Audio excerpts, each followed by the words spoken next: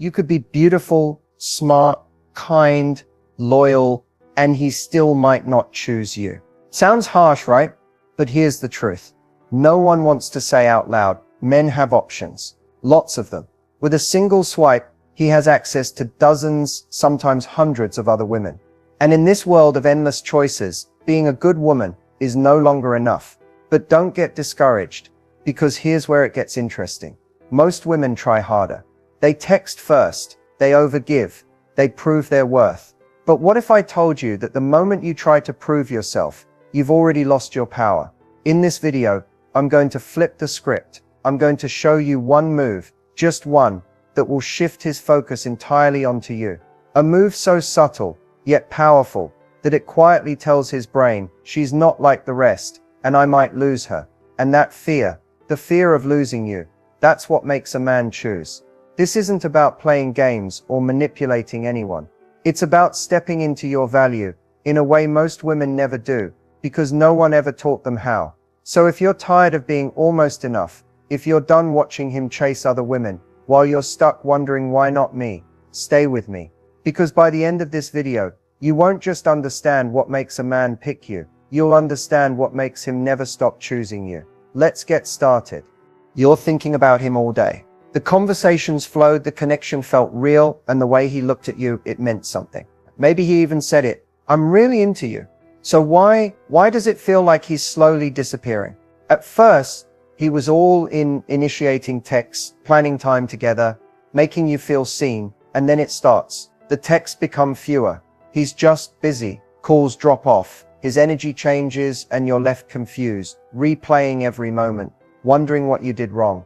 But here's the thing, you didn't do anything wrong. This is where most women start chasing clarity. They lean in, trying to fix it. They show more love, more attention, more effort, hoping he'll return to how it was in the beginning. But that's exactly when he pulls away even faster. Because here's what no one tells you. A man can like you, genuinely enjoy your company, be physically attracted to you, and still pull away. And it has nothing to do with you not being enough. Men pull away when the emotional stakes aren't high enough to keep them present. It's not the attention you give. It's the space you take up in his mind that keeps him engaged. When a man senses that he already has your full attention, your availability, your emotional energy, all without having truly earned it, something in him subconsciously relaxes. Not in a peaceful, committed way, but in a way that makes him think, this is safe. It's too easy. What else is out there? That's the shift. When he no longer feels he could lose you, he stops trying to win you. And that's exactly where your power is. Because once you understand how to hold your value without chasing, how to let your presence create emotional tension instead of pressure, he doesn't pull away, he leans in. Because deep down, every man wants to feel like he's choosing someone who doesn't need him, but wants him anyway. And in just a moment, I'm going to show you exactly how to make that shift, with one powerful move that most women never use. Stay with me. There's a moment, often unspoken, that changes everything in a connection between a man and a woman. It's not the moment you kiss, or even the moment he says he likes you. It's more subtle.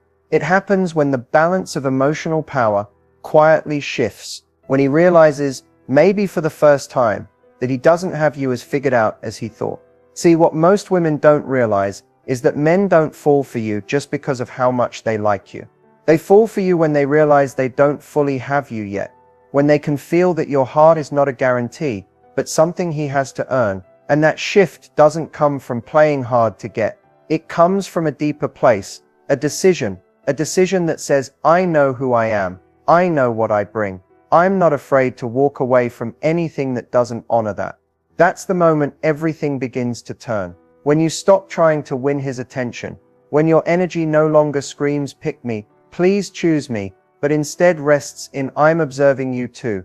His emotional dynamic with you changes. He leans in, not because you pulled back to manipulate, but because your energy stopped chasing and started attracting. Men aren't wired to crave what's already theirs. They're drawn toward uncertainty with possibility. When he's unsure but intrigued, when he can sense your interest but not possess your heart completely, that's when he begins to value what he's afraid to lose. And the irony is, the more you choose yourself, the more he wants to choose you. Because real feminine power doesn't beg. It doesn't convince. It doesn't over-explain, over-give, or overstay in places where she feels unseen. It simply exists with such quiet strength that a man either rises to meet her or watches her walk away. It's not a performance. It's not pretending to be detached. It's you, knowing in your bones that your presence is rare, that your love is not something to be won through games, but offered to those who can truly see it. And when that energy shifts,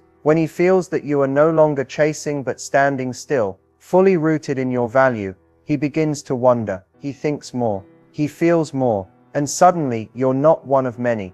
You're the one he's afraid to lose. That's the secret shift most women never make, not because they can't, but because no one told them they could, until now. And up next, I'll show you why the idea of competition with other women is a complete illusion. Once you understand this, you'll never see dating the same way again. There's a moment in dating where you start to notice, not just him, but everyone around him.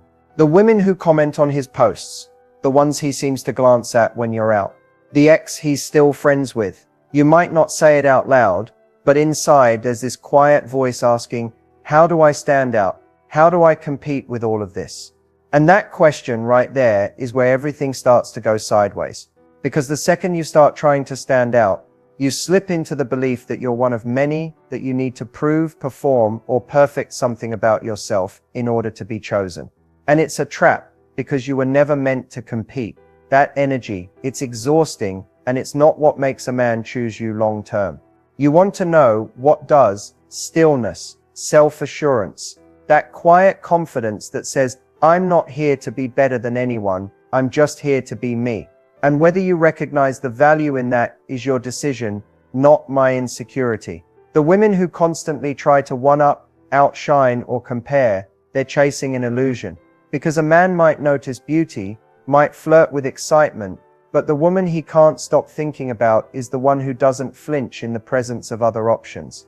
She doesn't rush to text back faster. She doesn't dress up just to keep his interest. She doesn't spiral if he looks at someone else. She knows who she is, and more than that, she knows there is no other woman, because no one else is her. That's what magnetizes him. Not the chase, not the competition, but the absence of desperation. The way you carry yourself like you're already full, already complete. The way you let the world move around you while you remain centered. And here's where it gets even more powerful. When you stop trying to compete, you stop attracting situations that require it. You start drawing in people who see you clearly, because you're no longer filtering yourself through insecurity. You're not trying to be liked. You're living in alignment with what feels true. And that truth, it can't be copied. It can't be rivaled. It stands on its own. When you stop running someone else's race, you create your own lane, and suddenly no one else is even in it. So the next time you catch yourself comparing, pause, breathe. Remind yourself that no one can offer what you offer when you're fully rooted in your authenticity. Not louder, not prettier, not more confident, just real. And that kind of woman, she doesn't compete because she already knows she's the prize. There's a moment after every date that matters more than any part of the night itself.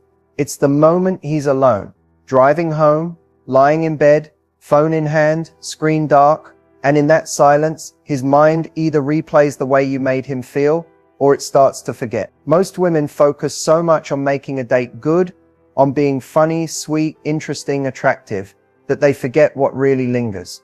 It's not the jokes you told. It's not your outfit. It's not even whether the conversation was perfect. It's the feeling you left him with, the emotional imprint. And more often than not, that imprint comes from your words, but not the ones you think. It's the little sentence that slipped out with confidence, like, I'm not for everyone, and I'm okay with that. Or the way you casually said, I'm not afraid to start over if something doesn't feel aligned. It's those moments, unapologetic, grounded, effortless, where he hears something he doesn't usually hear, and it hits differently. Because most people speak to be liked. But when you speak from self-knowing, from emotional clarity, from calm certainty, it sticks. Not because you were trying to impress him, but because you weren't. Think about it. When a man's used to surface-level conversations, compliments or flirty banter, a woman who speaks truthfully, without agenda, becomes unforgettable. You say something simple, but powerful, and it echoes in him. A day later, a week later, maybe months, not because it was dramatic, but because it was real. And those words, the ones that land deeply and make him sit with himself, that's where emotional connection starts to form. It's not about being poetic or polished. It's about presence. It's about letting him see who you are, not through a performance, but through the quiet confidence in your voice, when you say what you mean and mean what you say. The reason it sticks is because it's rare. Rare to meet someone who speaks without trying to control the outcome. Rare to feel that kind of steadiness. Rare to hear a woman say something that doesn't beg for a reaction, but simply lands. When you stop trying to be impressive and start speaking from a place of wholeness, everything changes. He'll remember the way you smiled. Yes, he might replay the way your hand brushed his, but the thing that haunts him in the best way is that one line, that unexpected truth you dropped, like it was no big deal, but for him, it was everything.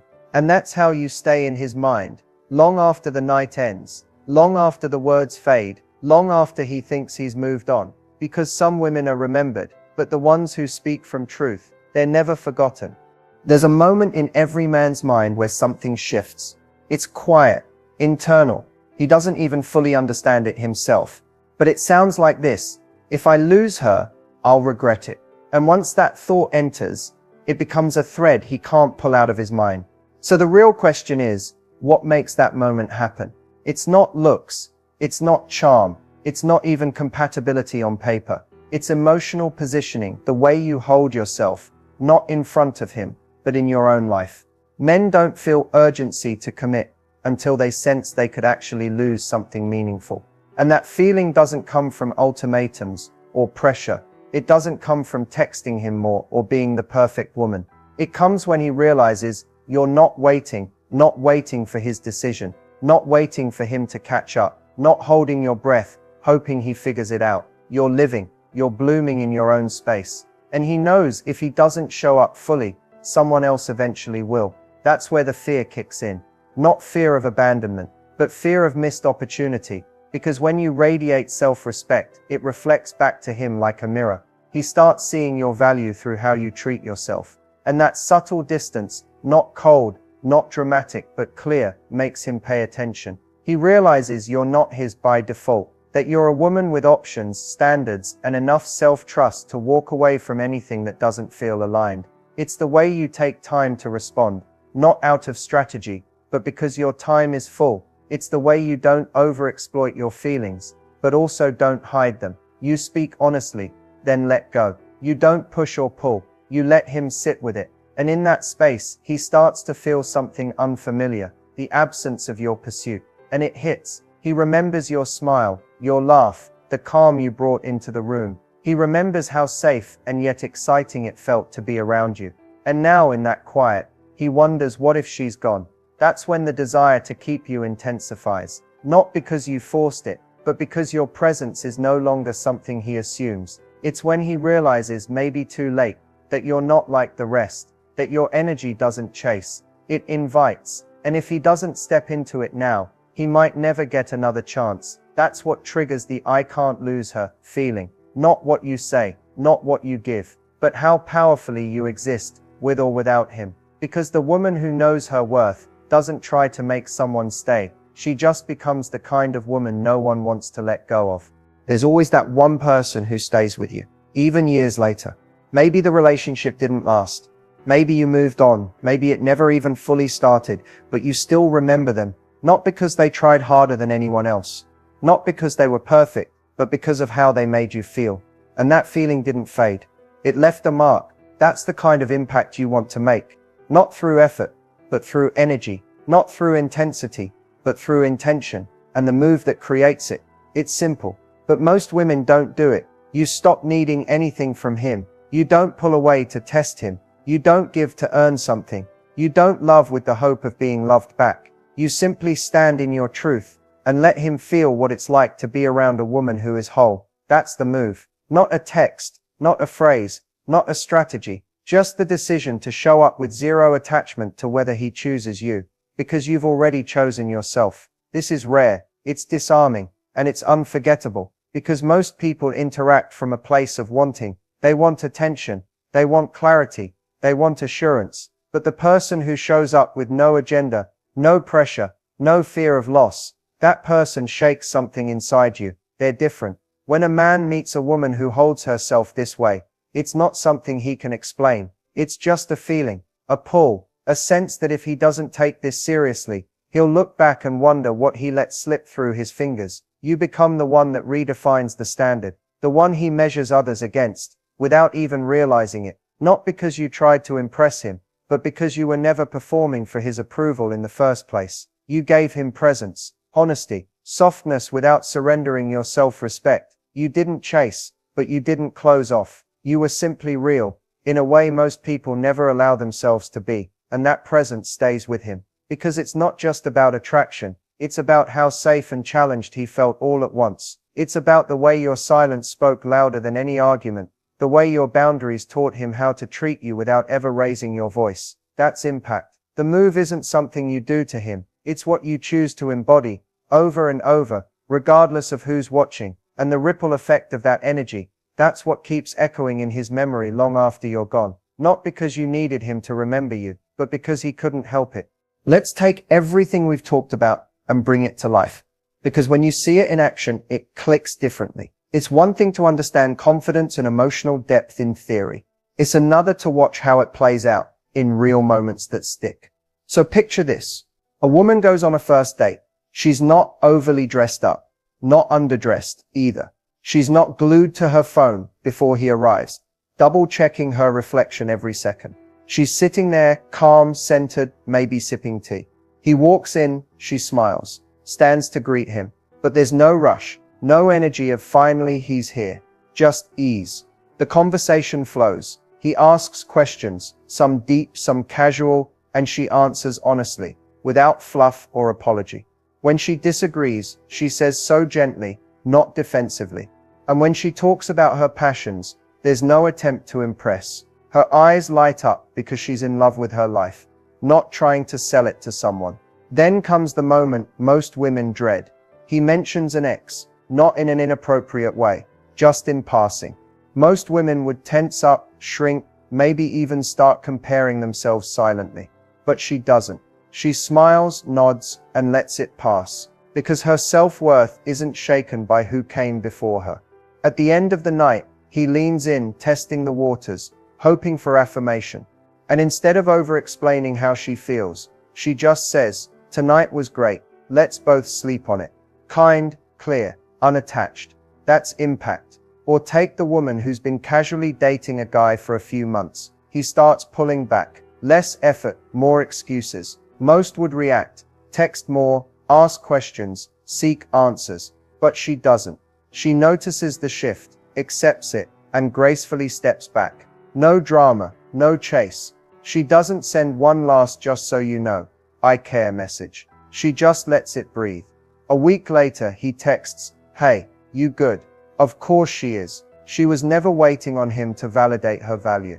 And that silence, it said everything. Not because she played it cool, but because she actually was. These moments don't require a script. They require self-trust. They require you to know the difference between someone liking your presence and someone earning access to your energy. That's what this looks like in real life. It's in the pauses, the grace, the restraint, the moments where most people reach, but you stay still. And in that stillness, something powerful happens. People start to feel your presence even when you're not in the room. Your absence speaks. Your boundaries echo. This is how it works in action. Not louder, not bigger, just deeper. And once you learn how to embody this, you don't just hope he'll choose you. You become the one he realizes he was never ready to lose. There's something most women don't realize they're doing until it's too late. It's subtle. It feels like love. It feels like care. But what it really does is push a man away, even when he was once drawn to you. It's the energy of needing to prove yourself, of over-explaining, over-efforting, of trying to earn something that can only be given freely, emotional commitment. If you want depth, if you want devotion, if you want a man who sees you clearly and shows up with intention, you have to be willing to walk away from anything that doesn't feel that way. That's where it begins. And yet what so many women do instead is tolerate inconsistency, hoping it will turn into clarity. They wait for breadcrumbs to become a meal. They explain their needs over and over again to someone who's already shown a pattern of ignoring them. And it's not weakness, it's hope. But the truth is, commitment doesn't come from convincing. It comes from clarity, from your energy being so steady, so rooted, that it doesn't beg or bend to be accepted. And the moment you start bending too far, something in him relaxes, not into commitment, but into comfort, into knowing he doesn't have to try. That's the danger. Because men don't fall for the woman who gives everything without asking for anything. They fall for the woman who gives with intention, who loves fully but doesn't overstay in uncertainty. The one who doesn't wait around hoping to be chosen, because she's already chosen peace. You want emotional commitment? Then don't chase emotional unavailability. Don't stay silent when something doesn't feel right. Don't confuse chemistry with compatibility. Don't keep giving access to your heart to someone who hasn't proven they can hold it. That's the real work. Not learning how to get someone to commit, but learning how to honor yourself so completely that you naturally filter out anyone who won't rise to meet you. And yes, it can be lonely at first. There's discomfort in standing still while someone you wanted starts to drift. But there's also freedom. Because when you stop negotiating your needs, when you stop shrinking to make someone else comfortable, when you stop over-explaining why you deserve the bare minimum, you make space for something real. The kind of connection that doesn't just say the right things but shows up consistently. The kind of man who doesn't pull away when things get real, but leans in with you, because he can feel the difference. He can feel that your love has depth, but your boundaries have steel. And that combination, that's rare, that's unforgettable. That's what makes him commit, not out of pressure, but from a place of choice. Because when a woman moves through the world like she won't settle for halfway love, she doesn't have to beg for commitment. It finds her. So now you've seen it. The patterns, the shifts, the energy behind real attraction. And what actually makes a man stop, feel, and choose. Not because he's pressured to, not because he's afraid to lose you, but because he wants to. You didn't need to change who you are. You didn't have to play games or become someone else. You just had to come home to the version of you that never had to chase in the first place. Because the truth is, the more grounded you are in your own value, the less convincing you have to do. The less you tolerate half-hearted connections. The less noise you get caught up in. Men feel that. They feel the difference between a woman who's performing for love and a woman who embodies it. And if you've been in the cycle of overgiving, of hoping, of waiting, let this be the moment you choose differently. Not out of fear, but from strength. Let this be where you stop looking for signs and start listening to your own energy. If something feels unclear, confusing, one-sided, it's not your job to try harder. It's your signal to lean back, to come back to yourself, to remember your love is not common. Your presence is not replaceable. And the person who truly sees that won't need to be convinced. He'll feel it, and he'll move toward it. So what's next? You live. You stop obsessing over what he's thinking, and start focusing on how you feel in his presence. You speak honestly. You walk away quietly when needed. You return to the woman you were before doubt made you smaller. Because the second you decide you are no longer available for almost is the second the right kind of man will start to take you very seriously. And until then, you don't wait. You rise,